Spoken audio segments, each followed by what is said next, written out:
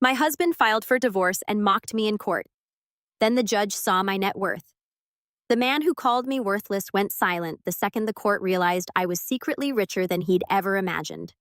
I'm Ema, 29 years old, and I'm sitting in this courtroom watching my husband of 6 years laugh as he signs our divorce papers. Michael always thought I was just a naive, small-town girl with no real ambition. Little did he know that while he was cheating on me with his coworker, I was building an empire right under his nose. The judge is about to read my financial statement, and I can't wait to see that smug smile disappear from his face. Before I tell you how my soon-to-be ex-husband's expression completely changed, let me know where you're watching from, and hit that like and subscribe button if you've ever had to stand up for yourself when no one expected you to be capable. I was a small-town girl from Tennessee who moved to Nashville to study accounting at Vanderbilt University. I had big dreams of working in corporate finance despite my humble upbringing. My parents had always taught me the value of hard work and saving money lessons that would prove invaluable years later. I met Michael at a coffee shop near the university campus. I was there studying for a financial analysis exam when he approached my table. He was a third-year law student from a traditional family of Nashville attorneys, and he radiated the kind of confidence that only comes from never having to worry about money a single day in your life. "You have potential. You just need the right guidance," were his first words to me, looking at my accounting textbook spread across the table. At the time, I thought it was a compliment. Now I realize it was both an insult and a preview of our entire relationship. He seemed perfect, ambitious, charming, successful, and apparently interested in me. Despite my ordinary background, our romance was a whirlwind. Michael took me to restaurants I could never afford, weekend trips to Gatlinburg, and introduced me to a lifestyle I had only seen in movies. But from the beginning, he was constantly improving my tastes and social circle. He criticized my Target clothes, suggested I cut my hair in a more sophisticated way, and made subtle comments about my college friends being limited in worldview. I was making a modest income working part-time as an accounting assistant at a small firm. I loved my job, the analytical challenges, and the satisfaction of seeing numbers fit together perfectly. Michael, however, referred to it as my little job and frequently suggested I didn't even need to work. "Why exhaust yourself for pennies when I can give you everything you need?" he would say, not understanding that my career was about more than money. It was about my identity and independence. After 18 months of dating, he proposed during a romantic weekend in Gatlinburg. The ring was stunning, the champagne expensive, and the moment perfectly orchestrated for maximum impact. Several people in the restaurant even applauded. It felt like a fairy tale, and I said yes without hesitation. Our wedding was an intimate ceremony in Savannah, Georgia. My choice despite his family's pressure for something grander in Nashville. Looking back, I realized that was one of the few times I managed to hold my ground against the Shannon family expectations. "At least it was in a respectable location, even if it was simple," commented his mother, Margaret, with a tight smile that didn't reach her eyes. That was my first real taste of how his family viewed me as someone who wasn't quite good enough for their son. After our honeymoon in the Caribbean, we moved into his house in Belmead, one of Nashville's most exclusive neighborhoods. Everything was sleek, expensive, and cold, much like his family. I tried to add personal touches, photos, colorful artwork, plants. But Michael preferred the minimalist aesthetic that showcased wealth rather than our personality as a couple. The first signs of trouble appeared within months. Michael questioned every decorating decision I made, criticized my choice of friends, and made subtle digs about my career path. "Accounting is so common," he said once after meeting some of my colleagues. "You have the potential to be exceptional, but you're wasting it on bookkeeping for companies no one's heard of." I tried to fit into his social circle, the wives of other attorneys and executives who spent their days shopping at spas or planning charity events. They were pleasant enough to my face, but I never felt truly accepted. I overheard one of them at a dinner party referring to me as Michael's experiment with the middle class. Instead of defending me, Michael later suggested I try harder to fit in, maybe update my wardrobe or take up tennis. "They just need to see that you're making an effort to adapt to our lifestyle," he explained, as if my identity was something to be molded and corrected. Those early years were a confusing mix of luxury and loneliness, being showered with expensive gifts while feeling my self-worth diminish. I was slowly becoming what Michael wanted, a trophy wife who reflected well on him, while the independent, creative woman I had been was fading away. 2 years into our marriage, the tensions that had been simmering beneath the surface began to boil over. Michael had always been particular about our finances, but his behavior became increasingly controlling. Despite our joint accounts, he questioned every purchase I made while spending lavishly on himself without discussion. "Did you really need another set of professional development books?" he would ask, examining the credit card statement. "That's $150 that could have been invested." Meanwhile, he thought nothing of dropping thousands on a new golf membership or expensive watches. Gradually, I found myself isolated from my friends and family. Visits to my parents in small town Tennessee became less frequent because Michael always had an excuse. A work event, a dinner with clients, or simply that rural Tennessee is too provincial for my taste. My college friends stopped calling after Michael made it clear they weren't sophisticated enough for his home. Your friend Jessica asked if our wine was from California. He scoffed after a dinner party I had organized, as if we would serve domestic wine to guests. It's embarrassing, Sarah. My career, which had once been a source of pride, became a constant battleground. When I was offered a promotion to senior accountant, Michael wasn't supportive. Is the modest bump in salary worth the extra hours away from home? He questioned. We're planning to start a family soon, remember? This was news to me. Whenever I brought up having children, he always said the timing wasn't right. It was around this time that I discovered my passion for financial consulting. The firm I worked for was expanding its services, and I volunteered to learn the advisory and strategic planning aspects. I found I had a natural talent for understanding investment patterns and creating financial strategies that delivered real results. Excited about this new direction, I shared my idea of eventually starting my own boutique financial consulting firm with Michael. His response was crushing. Sarah, be realistic. Starting a business requires business acumen, which isn't exactly your strong suit. Besides, most small businesses fail within the first year. Why risk what we have? Our approaches to money highlighted our fundamental differences. Michael believed in conspicuous consumption. The right address, the right car, the right vacation spots, all to maintain an image of success. I, with my middle-class upbringing, believed in saving, investing wisely, and finding value rather than just high price tags. As our third anniversary approached, Michael's late nights at the office became the norm rather than the exception. Big client market analysis quarterly reports. His excuses varied, but his absence remained constant. I ate dinner alone most nights, went to bed alone, and increasingly lived the life of someone single, but with the financial scrutiny of a child receiving an allowance. Our first truly major argument came after his family's annual Christmas gathering. In the car ride home, his mother had pointedly asked when we would be giving her grandchildren. I mentioned that I was ready whenever Michael was only to have him smoothly change the subject. When I confronted him at home, his reaction was cold. Children are a massive responsibility and expense, he said, loosening his tie. With your modest career and my family's expectations, any child of ours would need trust funds, private schooling, the right connections. We're not there yet financially. Not there yet, I questioned, genuinely confused. Michael, you make 6 figures. Your family has generational wealth. What are we waiting for? His response was telling. My money isn't the issue. You still haven't established yourself properly. What would you contribute to a child's future? The hurt of his words festered for days. His dismissive attitude toward my career insignificant. He called my salary during another argument, solidified something in me. I needed financial independence, not just for myself, but for my sanity. That week, I opened a separate bank account at a different bank. I set up a small direct deposit from my paycheck. Not enough that Michael would notice if he checked our joint accounts, but enough to start building something of my own. Simultaneously, I began educating myself on financial independence. I read books on investing, took free online courses on business management, and subscribed to newsletters about entrepreneurship. All of this I did in private browsing modes, careful not to leave digital breadcrumbs for Michael to discover.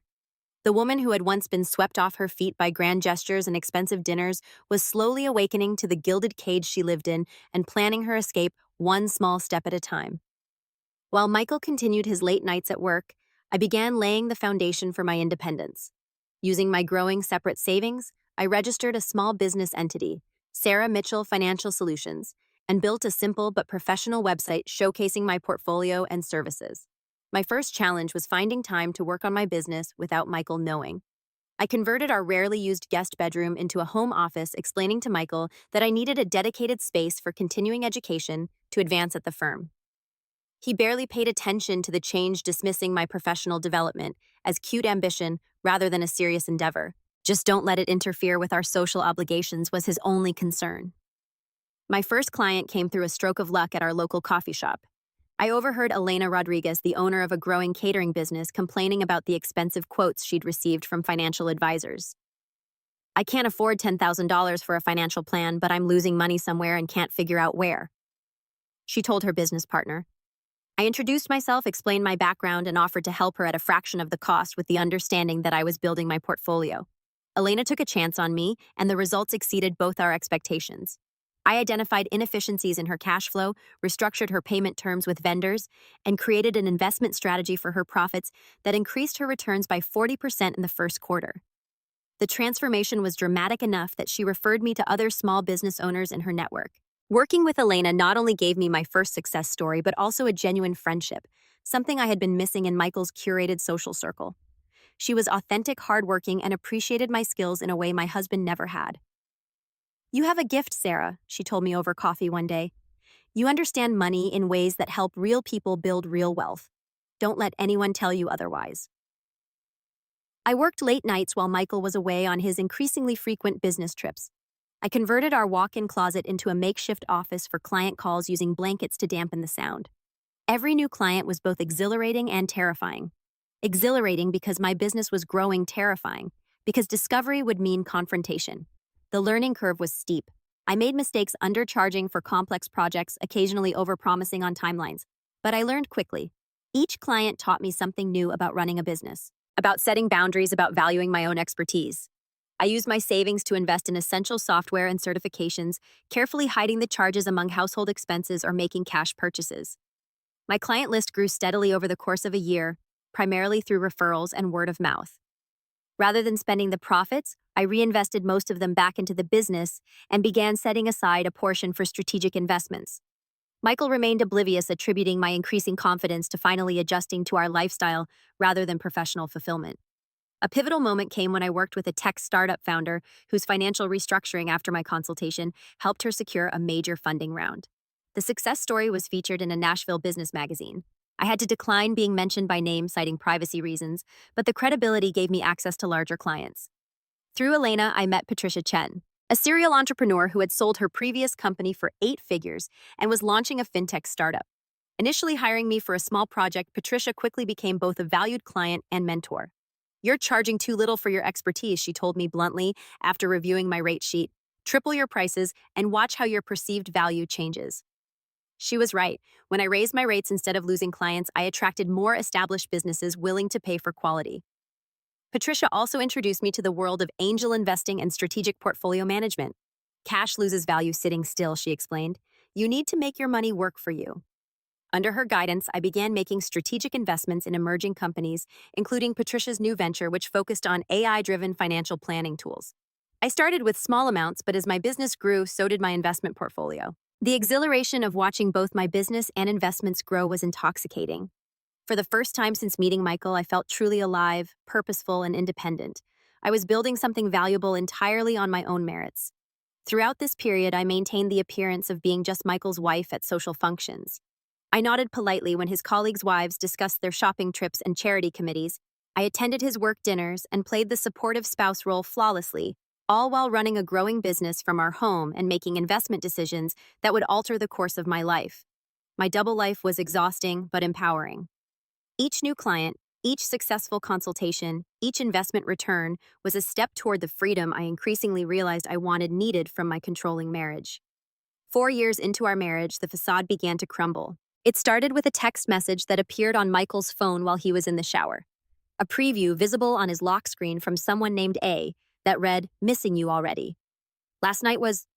The message disappeared before I could read more, but it planted a seed of suspicion that I couldn't ignore. Michael had been more distant than usual, often coming home smelling of unfamiliar perfume that he claimed was from hugging colleagues goodbye at networking events. Rather than confronting him immediately, I decided to investigate. I noted his patterns. The late Thursday meetings that always ran until after 9 o'clock. The weekend conferences that never had websites I could find. The sudden increase in client dinners at a specific upscale restaurant downtown. The following Thursday, I told Michael I was visiting Elena to help with a special corporate event at her catering company. Instead, I parked my car near the restaurant he frequented and waited. At 8:30, his BMW pulled into the parking lot. 10 minutes later, a red Mercedes arrived and a woman with blonde hair stepped out. Even from a distance, I recognized Amanda Walsh, his colleague from the law firm. I watched them embrace in a way colleagues never would. Saw him kiss her in the parking lot before they entered the restaurant together. My hands shook as I took photos with my phone, my stomach a hollow pit of betrayal and confirmation. I gave them 30 minutes before I walked into the restaurant. They were at a corner table, his hand on hers, leaning in intimately. I approached silently, my heart pounding so loudly I was sure everyone could hear it. "This explains the late meetings," I said, my voice surprisingly steady. Michael jerked back, his face cycling through shock, guilt, and finally settling on annoyance at being caught. Amanda had the decency to look embarrassed, gathering her purse and mumbling something about using the restroom. Sarah, this isn't what it looks like. Michael began using the same smooth tone he employed with difficult clients. Really? Because it looks like you're having dinner with your girlfriend while your wife thinks you're working. The conversation that followed was surreal. Michael offered a half-hearted apology, claimed it was just physical, and had the audacity to blame me for his infidelity. "You've been so wrapped up in your little accounting projects," he said, lowering his voice, as neighboring diners began to notice our tension. "You've become boring, Sarah, unambitious. When was the last time you made an effort in our marriage? I left the restaurant alone, driving aimlessly for hours before returning home." Michael came back past midnight offering promises to end the affair, suggesting counseling, even proposing a second honeymoon. For reasons I didn't fully understand then, I pretended to consider reconciliation. "I need time," I told him, which wasn't a lie. I needed time not to forgive him, but to plan my next steps. The weeks that followed were a masterclass in deception on both our parts.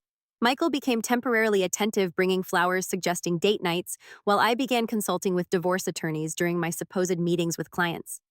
Rebecca Torres, a formidable divorce attorney recommended by Patricia, laid out the reality of my situation.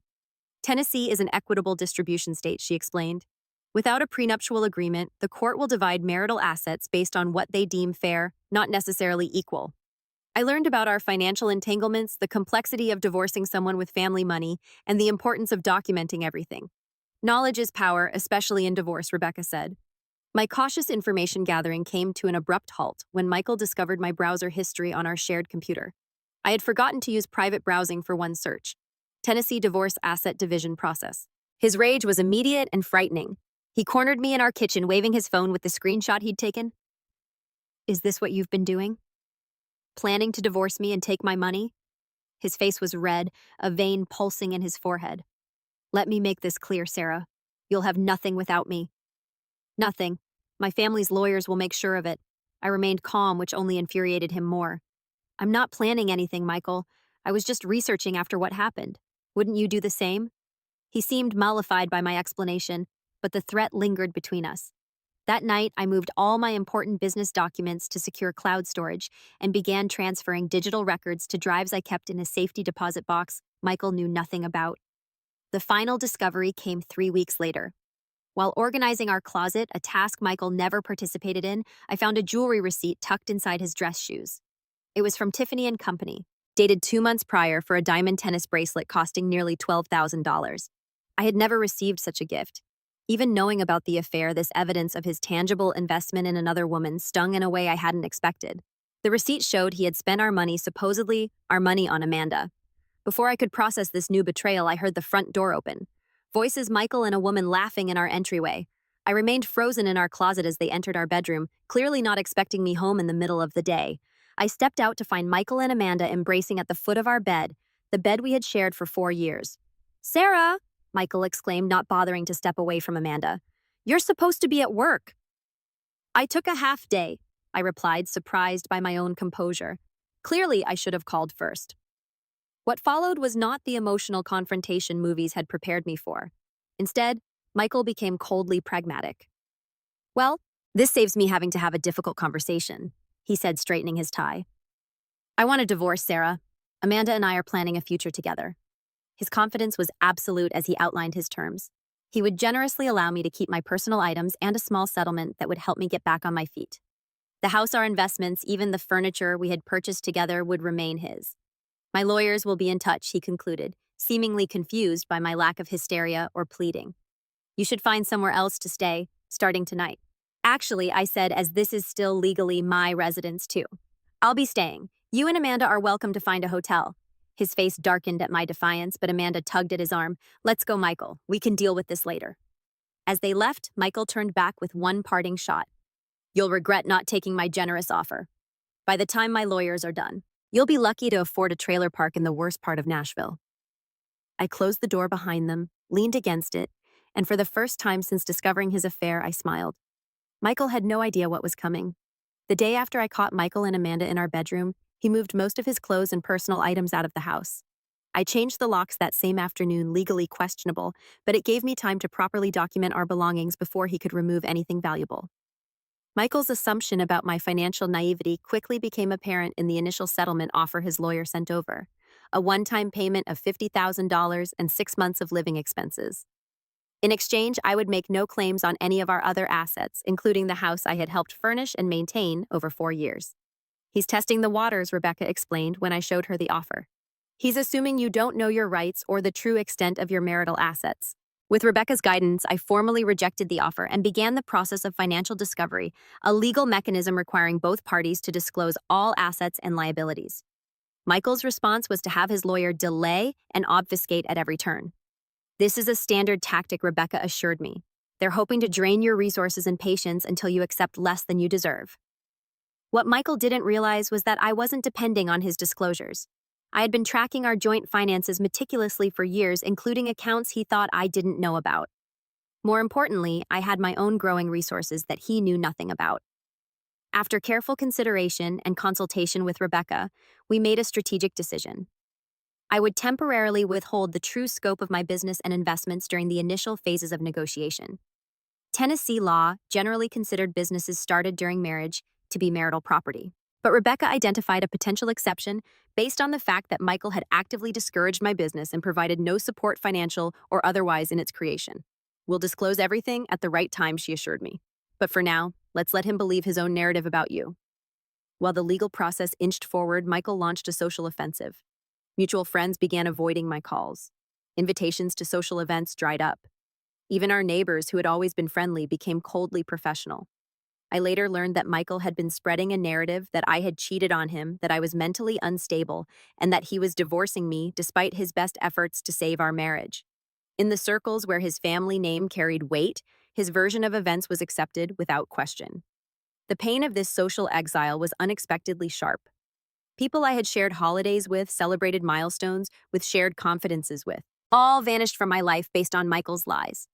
All except Elena and Patricia, who never wavered in their support. People who believe gossip without hearing both sides aren't worth your energy. Elena told me over emergency pastries in her catering kitchen after a particularly difficult day. Focus on building your new life, not mourning the old one.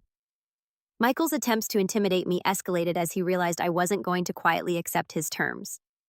There were late-night phone calls with thinly veiled threats about making sure you never work in this city again, and even a suggestion that he would report my business for tax irregularities. An empty threat, since my business finances were meticulously documented. His family joined the pressure campaign. His mother, Margaret, called to reason with me. "We always knew you weren't right for Michael," she said, her voice dripping with condescension. "But we accepted you because he chose you. Don't make this difficult, Sarah. Take what's being offered and move on with dignity." I maintained my composure through it all, a skill I had perfected during years of enduring subtle put-downs at Shannon family gatherings. "Thank you for your concern, Margaret. I'll be guided by my attorney's advice." Michael's overconfidence began working against him. Believing I had no resources to fight a prolonged legal battle, he made several critical mistakes. He failed to disclose investment accounts that I had documentation for. He underreported the value of his stock portfolio. He claimed certain assets were separate property when they had been clearly purchased with marital funds. Rebecca documented each discrepancy, meticulously building a case that would eventually undermine his credibility with the court. Meanwhile, my company experienced exponential growth during the separation period. A financial restructuring plan I designed for a regional restaurant chain helped them avoid bankruptcy and triple their profits, leading to features in industry publications. I had to decline interviews citing personal reasons, but the professional recognition brought in a flood of new clients. The major breakthrough came when I secured a contract with a national retail chain to overhaul their entire financial strategy, a 6-figure deal that transformed my business from successful to exceptional. I hired 4 employees, rented a professional office space in downtown Nashville, and began turning down clients whose values didn't align with my company's mission. All of this happened as Michael and his legal team continued to characterize me as a struggling bookkeeper dependent on her husband's support. His perception of me as the naive small-town girl dazzled by his wealth had calcified to the point where he couldn't conceive of my success independent of him. During this time, Patricia introduced me to a group of angel investors looking to fund promising fintech startups. My combination of practical financial expertise and technology vision impressed them enough to offer seed funding for a revolutionary financial planning app I had been developing. The app, which used AI to provide personalized financial advice for small businesses and individuals, launched in beta with overwhelming positive response. Within 6 months, we had 50,000 users and were fielding acquisition offers from major financial institutions.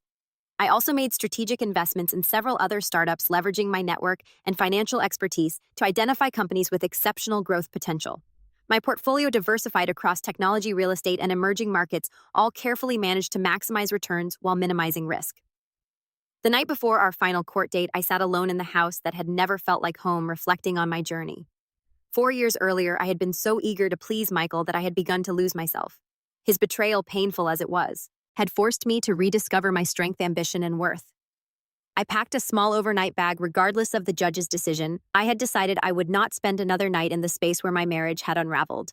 My new penthouse apartment was ready, purchased through an LLC. Michael knew nothing about furnished with pieces I had chosen for their beauty and comfort, rather than their status value. As I zipped the bag closed, my phone chimed with a text from Patricia. "Remember who you are tomorrow, not who he tried to make you be." With those words in my heart, I prepared to face the final act of my marriage to Michael Shannon. The morning of our court date dawned clear and crisp. I dressed in a navy blue suit, conservative but confident, with a single piece of jewelry. A small diamond pendant Elena and Patricia had given me to mark my business's second anniversary. Your Independence Diamond, they had called it. I arrived at the courthouse 30 minutes early as Rebecca had advised. Michael was already there, looking expensive in a tailored charcoal suit, his attorney, David Harrison, beside him. David was a senior partner at one of Nashville's most prestigious law firms and had a reputation for aggressive divorce settlements that favored wealthy clients. Michael smirked when he saw me leaning over to whisper something to David that made both men chuckle.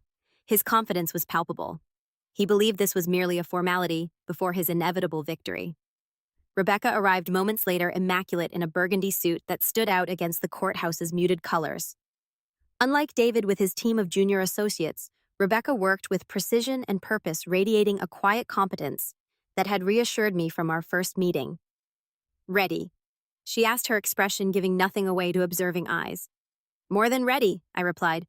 Judge Catherine Williams' courtroom was intimidating in its austerity. The judge herself, a woman in her 50s with silver hair and penetrating eyes, had a reputation for fairness but little patience for games or emotional displays.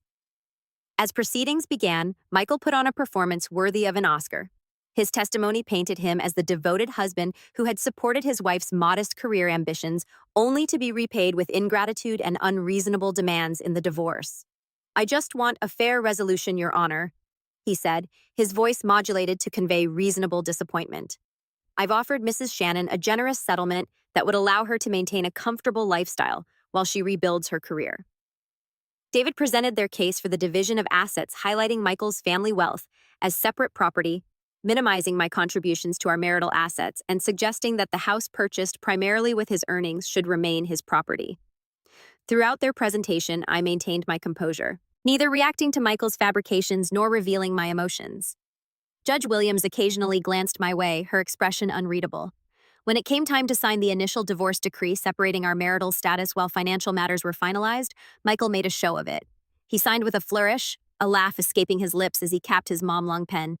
As he returned to his seat, he passed close enough to whisper, "Enjoy going back to your parents' farm." Rebecca's presentation began methodically, her approach a stark contrast to David's theatrical arguments. She presented evidence of Michael's financial deceptions during our marriage, the hidden accounts, the lavish spending on Amanda, the pattern of financial control. "Your Honor," Rebecca said, "Mr. Shannon has not been forthcoming about the full extent of marital assets as required by Tennessee law." She submitted documentation of accounts Michael had failed to disclose, including dates, account numbers, and approximate balances. Michael shifted uncomfortably in his seat as Rebecca continued, his smug expression giving way to nervous glances at David.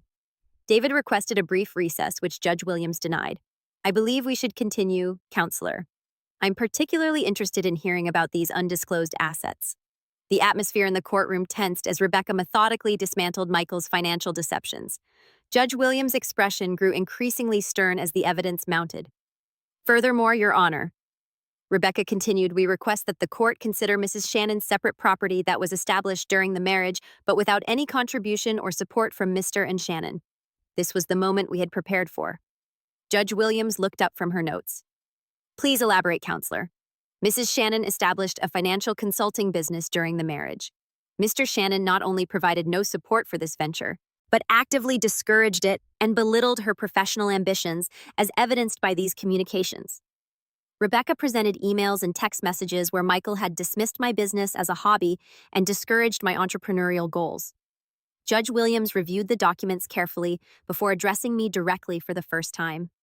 Mrs. Shannon, the court requires full financial disclosure from both parties.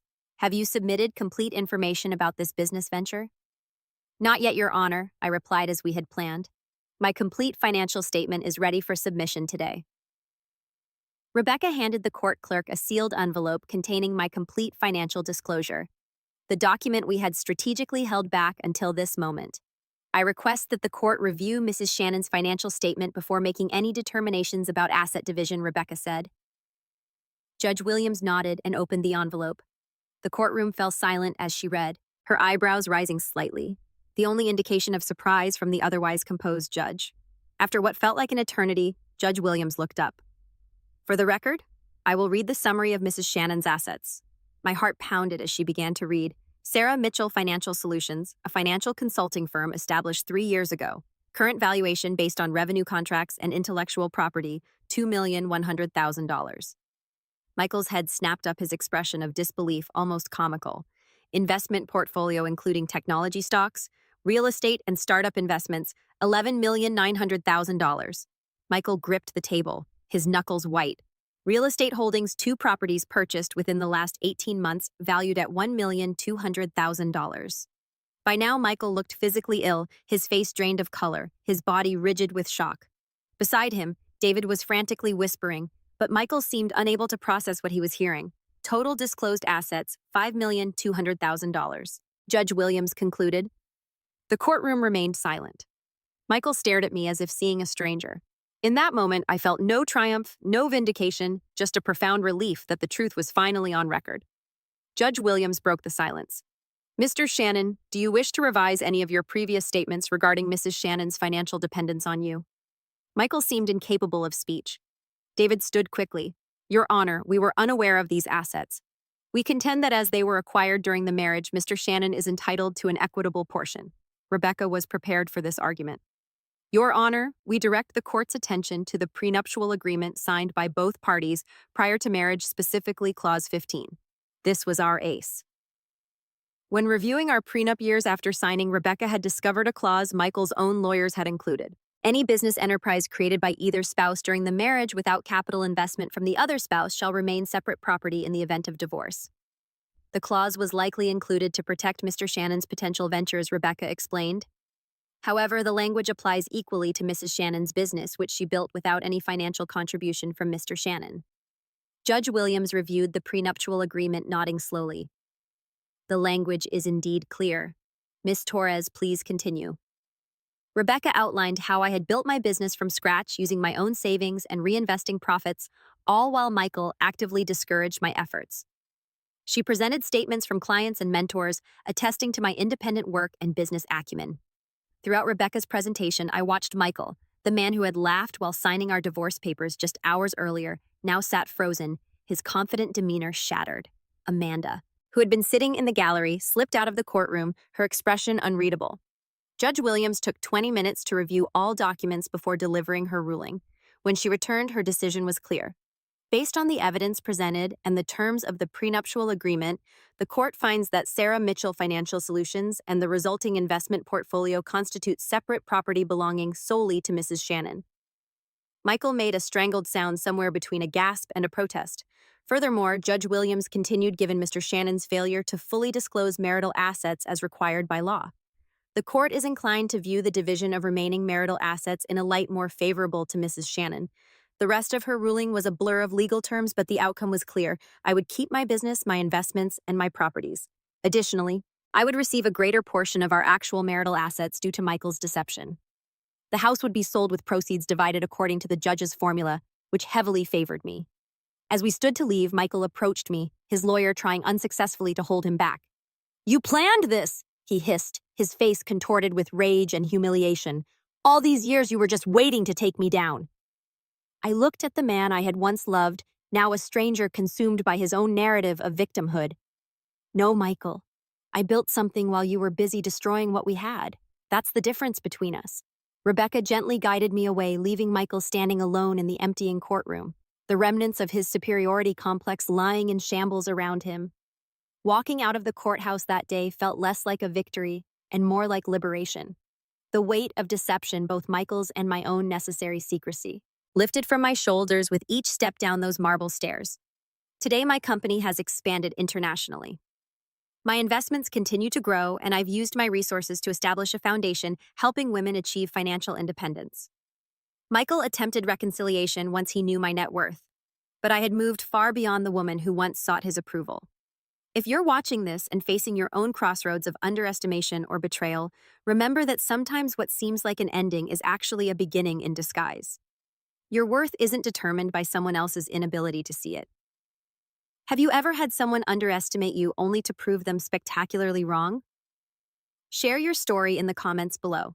And if this resonated with you, please like, subscribe, and share with someone who might need to hear that their value isn't defined by anyone else's perception. Thank you for listening to my journey, and remember, sometimes losing what you thought you wanted leads you directly to what you truly deserve.